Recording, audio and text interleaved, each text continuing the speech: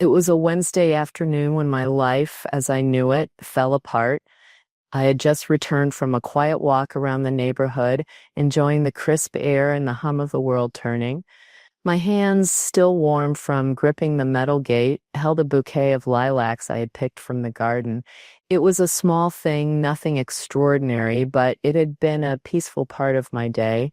The lilacs were a gift to myself, a quiet reminder that I still had the strength to care for things that were beautiful. I was 63, not quite old, but certainly not young anymore. My hair had long ago turned silver, but I carried it like a badge, knowing that each year I had earned had been lived with love, with sacrifice, and sometimes with quiet regret. My life had always been full of small things. I worked as a school librarian for 30 years, and after I retired, I kept myself busy in the garden at the community center or helping my daughter-in-law who ran a small bakery. My house was small but cozy. The kitchen smelled of fresh bread more often than not, and there was always a pot of tea waiting by the stove. I had made my peace with the simplicity of it all, but on this particular afternoon, my phone buzzed from the kitchen counter, breaking my thoughts. It was Emily, my granddaughter. I hadn't expected to hear from her today. It was unusual for her to call in the middle of the week unless something was wrong. Emily had been distant lately, a shift I had noticed but hadn't said much about. She was preparing for her wedding to Liam, a man she had been with for years. They had been inseparable from the start, and I was happy for them. But something about the wedding preparations made her pull away, and I found myself lost in the silence between us. "Hi, Nana," she said, her voice tight like it was trying to hold something back. I could hear her pacing, the soft rhythm of her steps tapping through the phone. "I need to talk to you about the wedding." A heavy weight settled in my chest as I sat down at the kitchen table, my hands still wrapped around the bouquet. The warmth from the lilacs seemed to fade, and I could feel my pulse quicken. Something was wrong. I could hear it in her voice. "Of course, sweetheart, what's going on?" There was a long pause on the other end of the line before she spoke again. "Nana, we've decided it's best if you don't come to the wedding." The words dropped like stones into the silence between us. I felt my breath catch in my throat, a strangled gasp escaping before I could catch it. "What?" The room around me started to blur. My hands began to shake as I gripped the phone tighter, hoping that maybe, just maybe, I had misheard. This couldn't be happening. My mind rushed, trying to make sense of what she was saying, but it felt like the ground had shifted beneath me. "Emily, I don't understand." My voice was barely a whisper, barely a breath. "It's nothing personal, Nana," she said quickly, her voice soft, but I could tell it wasn't soothing. "It's just that, well, you don't really fit with the aesthetic we've chosen for the wedding." Aesthetic? I couldn't even process the words as they bounced around in my mind. I wanted to scream, to demand to know why. All the years I had spent raising her, the sacrifices I made, the countless hours spent in the kitchen making her favorite dishes, the time I gave, the love I poured into her. Was none of it enough? Was I just a relic of a past she no longer needed? I opened my mouth to speak, but no words came out. I wanted to ask her if she even remembered what I had done for her, how I had fought to make her life easier, how I had given her all I had, everything. I wanted to tell her how much she had hurt me, but it was like the words were stuck in my throat, unable to escape. Instead, I just asked, "Are you telling me that I'm not welcome at the wedding?" The silence on the other end of the phone was thick, heavy. I could hear her breathing, but there was nothing else. I felt a strange, numb emptiness flood through me. "I'm sorry, Nana," she finally said, her voice barely a murmur, "but it's really for the best. We've hired a photographer, and we're trying to make everything perfect. We just need the day to fit a certain look. I know this is hard, but it's really nothing personal. Nothing personal." But I knew exactly what she meant. She didn't want me there. Not because I had ever been anything less than a grandmother to her, but because my presence, my existence, didn't fit into the picture she was trying to create. I closed my eyes, trying to steady myself, trying to wrap my head around this. This was Emily, the girl I raised. She was telling me I wasn't good enough to be part of her most important day. A day I had helped her prepare for, in every way I knew how. I had given everything to make sure she had a wedding to remember. And now she was telling me I didn't belong in the picture. I had thought I was helping her live her dream, but now all I could see was the coldness in her words. I understand, I finally said, my voice low, almost like a prayer. I understand, but please, Emily, this hurts. And with that, she hung up. I sat there in that kitchen, the lilacs still clutched in my hands, a heavy weight pressing down on me. I wasn't angry, no, not yet, but I was something else, something I didn't recognize. I was forgotten, erased. Before I continue, I want to ask all of you to please give a like to this video and subscribe to my channel, The Silent Stories, for more stories like mine. Your support means the world to me. Also, I'd love to know where you're watching from, so drop a comment telling me which country you're tuning in from. It's incredible to see how far this community of wonderful people has grown, and I'm so grateful to be able to share my story with you. As I sat there, the phone call still ringing in my ears, I couldn't help but reflect on all the years that led me to this moment. I had spent my whole life pouring into others, mostly into Emily. She didn't remember, but I did. I remembered every sleepless night, every sacrifice I had made to give her the best I could offer. I wasn't always the best at showing it, but every decision I made was for her. From the moment I took her in, just a little toddler with wide, trusting eyes, after my daughter Laura had passed away, my life shifted. I was no longer just Esther. I was Emily's grandmother, her second mother. For me, it was as if my life had a new purpose, a new focus. I still remember the first day I walked into her room after the funeral. It felt like the world had just stopped, but somehow I was supposed to keep moving. I had to. Emily had to be fed, bathed, and dressed. She needed her homework done, her lunch packed, and her little world to stay together. I didn't know how to navigate it at first. I never planned on raising another child, especially not after my own daughter had been taken so suddenly. But it became clear that it wasn't about what I planned. It was about what needed to be done. I poured everything into Emily's upbringing. I raised her with my own hands, with my own heart. From the earliest days of her childhood, I gave her every part of me.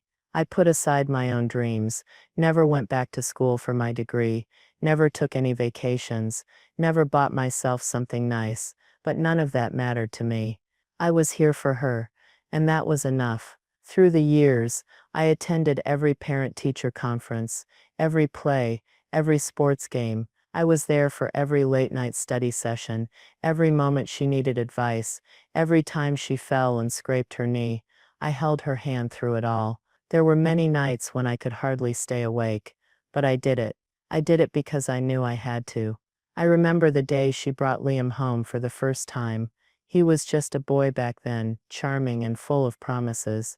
I watched as she smiled at him, in a way I had never seen before, and I knew then that this would be different. Emily had fallen in love. She always had a big heart, and Liam was her first real love. And so I supported her. I helped her plan for the future, just like I had done with everything else in her life. I didn't have much, but I had enough to give her the education I didn't get, to give her the wedding I never had, and to ensure that she'd have the start I didn't. I spent years saving for her future, small deposits here and there, from what little I earned, and then when the time came, I offered it all. For Emily, her dream wedding wasn't just hers, it was mine too. In a way, I had never had the resources or the opportunity to have the big ceremony I'd wanted, but I could give that to Emily.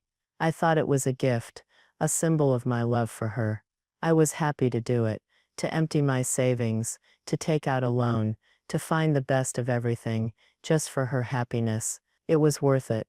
I thought she would appreciate it, and in return I hoped she would understand how much she meant to me, how much I had given, how much I had sacrificed. I did everything I could to make sure that her wedding would be perfect. The venue, the flowers, the photographer, I even helped pick out her wedding dress, a beautiful thing I knew she would adore. And when I saw her try it on, I almost cried. She was so beautiful, so full of light, and I was proud of her, proud of everything she had become. She was the reason I had endured the hardships of life with such grace. But now, as I sat there, the phone still clutched in my hand, I couldn't shake the feeling that none of that mattered anymore. Was this how she felt all these years? Was this the way she had always seen me, as someone who was just there, in the background as a placeholder for something better, something more fitting? I wondered, in that quiet kitchen, if Emily had ever truly understood what I had given her, what I had sacrificed, if she even remembered the years I had spent teaching her how to be strong, how to love, how to fight for what was hers, because in that moment it didn't feel like she remembered. It didn't feel like she even cared. Instead, it felt like I was just a shadow in her life, now a part of her past, that she was trying to erase to make room for a future she had already planned. The phone call had shattered something deep inside me, but I wasn't ready to give up. Not yet. Emily's wedding had been her dream for as long as I could remember. She would always talk about the perfect day, the kind of wedding she had seen in magazines, grand, elegant, with all the bells and whistles. When she was a little girl, she would drag me into her room to show me her vision boards. The pictures she'd cut out of bridal magazines was always the same: the perfect dress, the perfect venue, the perfect flowers, and the perfect family. But as the years went by, I had learned that dreams were expensive, and I wasn't wealthy. I worked hard, but there were bills to pay, groceries to buy, a life to maintain. There wasn't much left after all of that. Still, when Emily got engaged to Liam, I knew this was my moment. This was my chance to give her the wedding she had always dreamed of. I didn't tell her how tight my finances were. She didn't know that I had been scrimping and saving for years to make this happen. Every birthday, every Christmas, I tucked away a little more. Even when it felt impossible, I found ways to save. I kept everything simple for myself, so I could give her everything. I put away what I could each month, hoping one day it would be enough. And when the wedding day finally came into focus, I knew I could make it happen. When Emily first told me about the venue she had in mind, my heart sank. It was in Napa Valley, a vineyard wedding, the kind of place that seemed to exist only in magazines. I knew it was out of my budget, but I didn't care. This was Emily's dream. I was determined to make it a reality. I found a way. I called the venue, explained my situation, and scraped together a payment plan. The florist, the photographer, the dress, all of it added up quickly, but I was willing to do anything to make this happen for her. I didn't mind the debt. I didn't mind the late nights, the sacrifices. I didn't mind skipping meals or cutting back on every little thing in my life. This wasn't just a wedding, it was her future, the one she deserved. I still remember the day I called Emily with the news that I had made all the arrangements. I could hear the excitement in her voice when I told her everything was taken care of. The venue, the dress, the photographer, it's all set, sweetheart. Her joy was everything to me. I could almost feel the happiness radiating through the phone. "Nana, you really did all that for me?" she had asked, and I could hear the disbelief in her voice. I didn't need her thanks. I needed to know that she would have the wedding she always dreamed of. And when I saw her face light up that day, that was enough. Her wedding dress was a work of art. I found the boutique in Napa, the one she had always dreamed of. When she tried it on for the first time, I stood there, tears in my eyes. She looked like a vision, like the woman she had always dreamed of becoming. She was beautiful.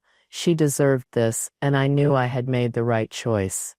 But as the days passed, something shifted. The closer the wedding got, the more Emily seemed to pull away. At first, I didn't think much of it. Weddings are stressful, I told myself. Of course, she's busy with the planning. She's juggling 100 things at once. But it wasn't just the planning that made her distant. It was everything else. The long silences, the quick, distracted phone calls. When we did talk, it was only about the logistics, the seating chart, the flowers, the timeline. Not about her or how she was feeling, or even about the wedding itself. except for the details that were perfect. I had thought we would share this together, the joy, the excitement, the anticipation, but somehow it felt like I was just another detail in her wedding plans. Like I was just another piece that needed to be in place, but not really part of the picture. The seating chart arrived one afternoon, and I could feel my heart beat faster as I opened the envelope. I wanted to know where I would be sitting, what my place would be. After all, this wedding was as much mine as it was hers. I had invested my love, my money and my soul into making it happen. When I saw the chart, I was stunned. I wasn't sitting at the head table, not even near the main event. No, I was placed at the very back of the room, at a table marked extended family. I stared at it, trying to make sense of it. Maybe it was a mistake, maybe an oversight. I couldn't believe it. After everything I had done for her, after everything I had given, I was a guest in the back corner. I called Emily, my voice shaking, but she was too busy to talk about it. The answer was always the same. She was just too busy with the wedding. So I kept it to myself, burying my feelings deeper each day. But the more I thought about it, the more I realized that this wasn't just about a seating arrangement. It was about something much deeper. It was about my place in her life. Or rather, my lack of it. Something in me began to shift. Maybe I wasn't the person I thought I was to her. Maybe I wasn't the person I had been all these years. It didn't happen all at once. The changes were small at first, subtle things that I brushed aside. But as the weeks went by, I began to notice a shift, a quiet distance that seemed to grow between us. My Emily, the girl I raised, had become more of a stranger than the granddaughter I once knew. I had been waiting for her to call, to ask for my help with something, to share her excitement about the wedding. But those calls grew fewer, and when they did come, they felt like a transaction. She was always busy, always in a rush. "Just checking in, Nana," she'd say, as though it were a formality, as though it was something she had to do. The conversation would start with the wedding, details about flowers, or the seating plan, or the weather forecast. But we never talked about how she was feeling, how she was doing. I couldn't help but notice that every time I asked how she was, she would deflect, changing the topic to something else. At first I told myself I was being too sensitive. She had a lot going on, of course. Weddings are stressful and there were a million things to manage. I was proud of how much she was doing, even if it seemed like I was a bit on the periphery of her life. But as time went on, the silences grew longer and the space between us widened.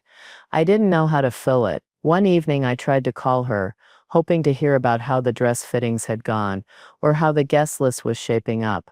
But it went straight to voicemail. That wasn't unusual. She was probably busy, I thought. But something about it left me with a hollow feeling, a sense of being forgotten, of being placed on the back burner. I didn't leave a message that time. I couldn't find the right words. Instead, I let it go to voicemail, hoping she'd call back when she had a moment. But the days passed without a word, and then it happened again. And again.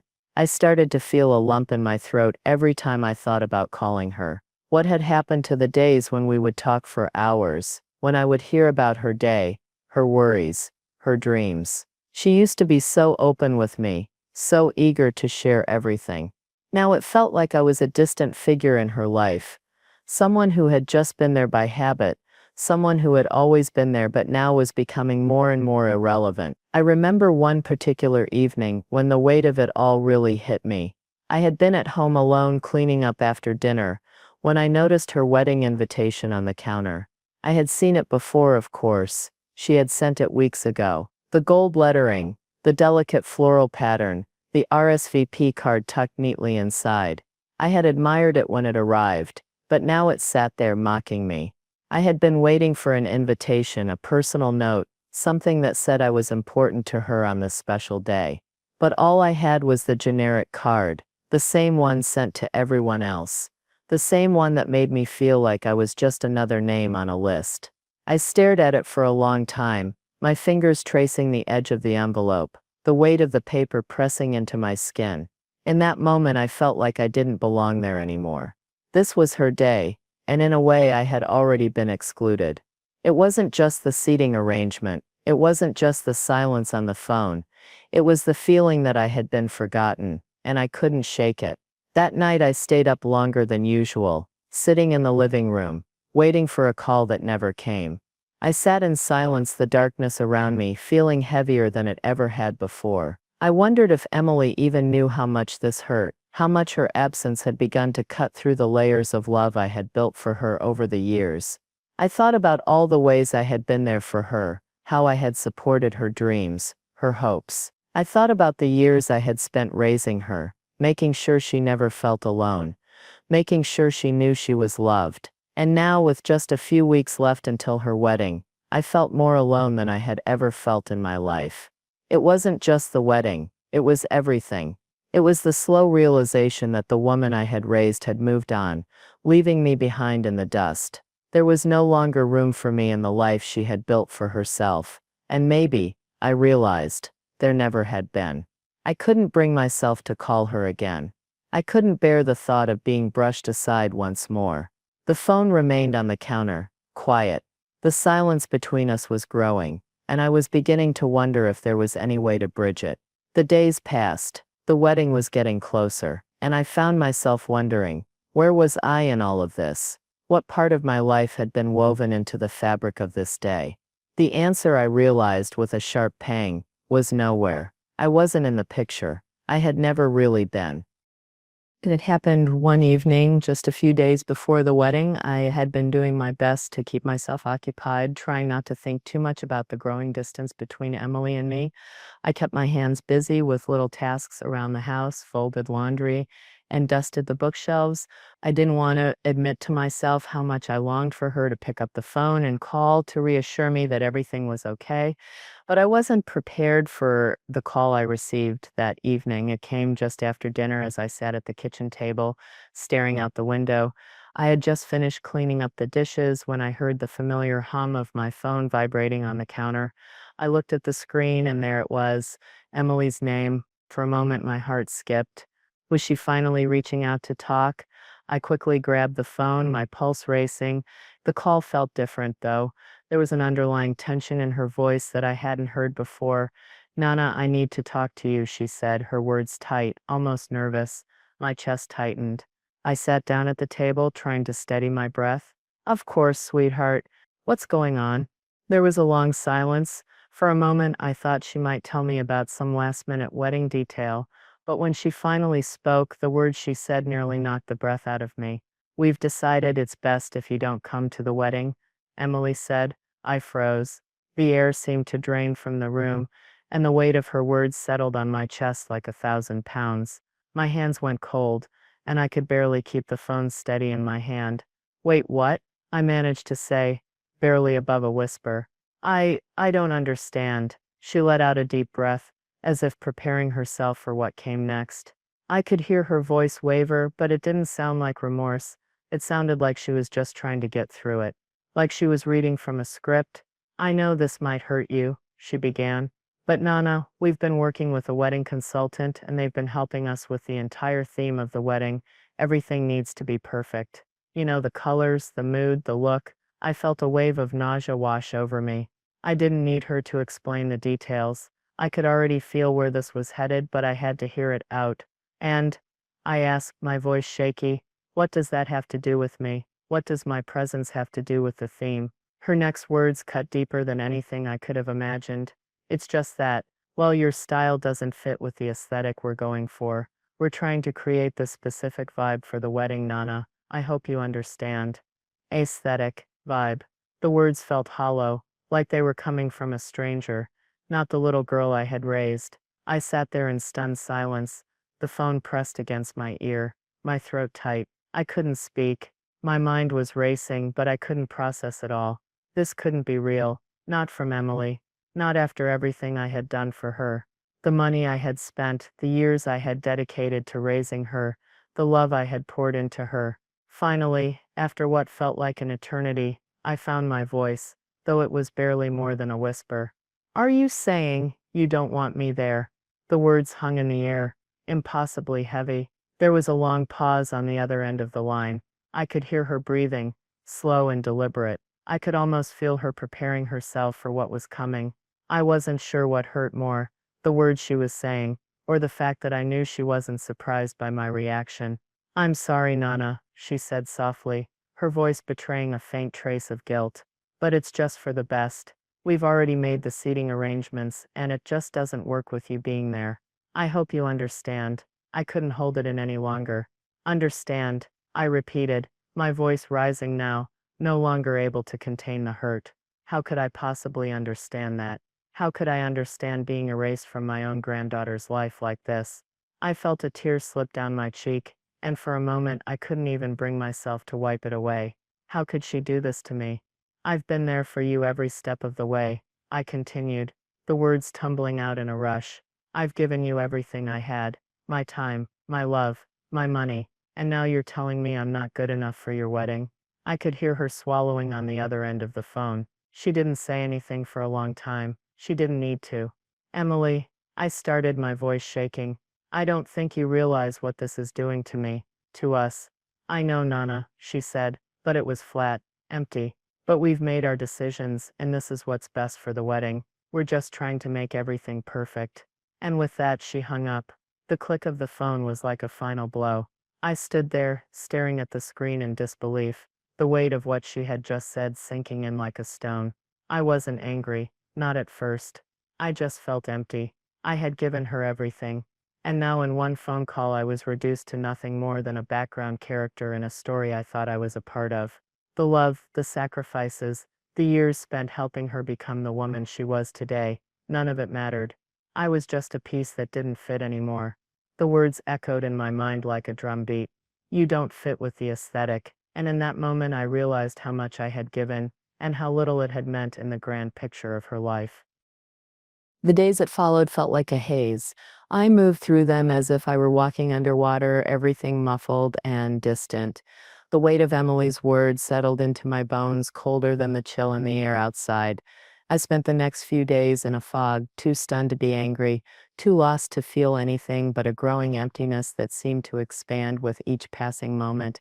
I tried to keep myself busy, to fill the hours with something, anything that would keep my mind from circling back to that phone call. I found myself wandering around the house, cleaning things that didn't need cleaning, rearranging the flowers in vases I had arranged 100 times before. It was as though I was trying to convince myself that life would go on, that this betrayal wouldn't define me. But every corner of the house seemed to whisper her absence. The wedding was just days away, and I knew deep down I wouldn't be attending. The seat at the back of the room, the table marked extended family. It was as if my place in her life had already been decided. No invitation, no warm words, no sign that I had ever been more than just a distant memory. I didn't know what to do with myself. I spent the morning of the wedding in my favorite chair, staring out the window at the quiet street. The birds were chirping, the sun was out, and everything seemed so normal. But I wasn't part of it. Not anymore. The empty space where my joy for her once lived felt heavier now, like a stone lodged in my chest. The thought of attending the wedding, sitting at that table far from the bride, feeling the weight of her rejection in every glance, was unbearable. I couldn't bring myself to be a silent witness to her day, not after the way she had erased me so casually. I couldn't pretend to be part of the celebration when I had already been excluded from it. So I stayed home. I spent the day in my garden, my hands in the dirt, planting lavender. The simple task was grounding, the rhythm of digging and planting somehow calming. I didn't need to be at her wedding. I was here in the life I had made for myself, and it was enough. I had made peace with my decision, or so I told myself. But as the evening wore on, I couldn't escape the pull of the empty space inside me. I didn't want to feel sorry for myself. I didn't want to mourn the loss of someone who had never really appreciated me. But the truth was, I was heartbroken. I wandered into Emily's room later that night. The room was untouched, the way it had been when she was young, her childhood memories neatly packed away in drawers, the smell of her baby lotion still faint in the air. I stood in front of the bookshelf, my eyes scanning the familiar spines of her books. I saw the photo album I had given her when she turned 12, the one filled with pictures of her growing up. I thought about the moments we shared, the laughter, the hugs, the tears. I had given all of it. I had given my heart to her, and she had taken it, only to toss it aside when it no longer fit her vision. I moved to the top shelf where I kept the envelope, the one with the receipt for the wedding dress I had bought for her, the one I had worked so hard to afford, the $6,000 I had saved over the years, the loan I had taken to make sure she had the wedding she had always dreamed of. It felt like a weight in my hands. That piece of paper, it had been meant for her, a symbol of everything I had given, everything I had hoped for. Now it was just a reminder of how little it had mattered. I didn't hesitate. I didn't need to think about it. I walked out to the backyard to the fire pit where I had spent so many evenings with my friends, with Emily, with the people I had loved. I dropped the envelope into the flames and watched as it curled and blackened, the edges disintegrating into ash. It was like watching a part of my life burn away. As I stood there watching the fire crackle, something shifted inside me. It wasn't anger, not really. It wasn't even sadness, though I felt both in different moments. It was something else, a quiet realization that I had to let go. I had spent so many years pouring myself into someone else, thinking that love and sacrifice would always be enough. But now I understood that sometimes love isn't enough. Not when it's unreciprocated, not when it's given without consideration. The fire burned on, the smoke rising into the night sky, and I felt lighter with each passing moment. It was done. Emily had chosen her path, and I had to choose mine. I could no longer hold on to the hope that one day she would realize how much I had given, how much I had sacrificed for her. I had to release it. Later that night, as I sat on the porch, sipping my tea, I knew it was over. I didn't need to attend her wedding to know that. I didn't need her validation or her apology. What I needed was my own peace, the peace that came from accepting what was and letting go of what wasn't. For the first time in years, I felt like I was breathing again, free from the weight of her expectations, free from the burden of her rejection. And for the first time in a long time, I realized that I didn't need anyone's permission to be happy. Not hers, not anyone's. I had spent years living for others, but now it was time to live for myself. The wedding came and went, but I didn't need to be there to know I had made the right choice. In the end, I had freed myself, and that was enough. In the days that followed, life felt quieter than it had in a long time. The phone no longer held the same weight it once did, and the silence between Emily and me settled into something familiar, something I had learned to live with. I had stopped waiting for a call, stopped wondering when she would come back into my life. It had been months since the last time I heard from her, and even then, her apology felt more like an attempt to put a band-aid on a wound that needed time to heal. But I knew now that it wasn't my job to fix what she had broken. I didn't feel relief right away, not like I thought I would. The void Emily had left in my life was vast, but it wasn't a pain that stayed with me every moment. It wasn't a constant ache, it was more like an old bruise, tender when touched, but fading over time. And slowly I began to rediscover parts of myself I had buried for so long. The house, once so filled with her presence, was quieter now, but I didn't mind it. In fact, I started to embrace the stillness. I spent more time in my garden, digging my hands into the soil, planting new flowers, new life. The work was therapeutic, a way to ground myself in the present, away from the past that had started to feel more like a distant dream. I had forgotten how much I loved the act of nurturing something, of seeing life grow from my efforts. It reminded me that I too could grow. I also returned to the things I had put aside for so long, the things that had once made me feel alive, but which I had abandoned in the rush to be everything for Emily. I started painting again. Nothing fancy, nothing professional, just simple sketches and watercolors in my small studio by the window. It felt strange at first, holding the brush again after so many years, but with each stroke it became easier. The colors on the paper reflected the colors in my heart, slowly brightening with every brush stroke. I found joy in the little things, something I had lost sight of for a long time.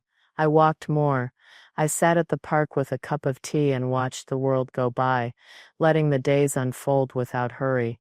I wasn't living for someone else anymore.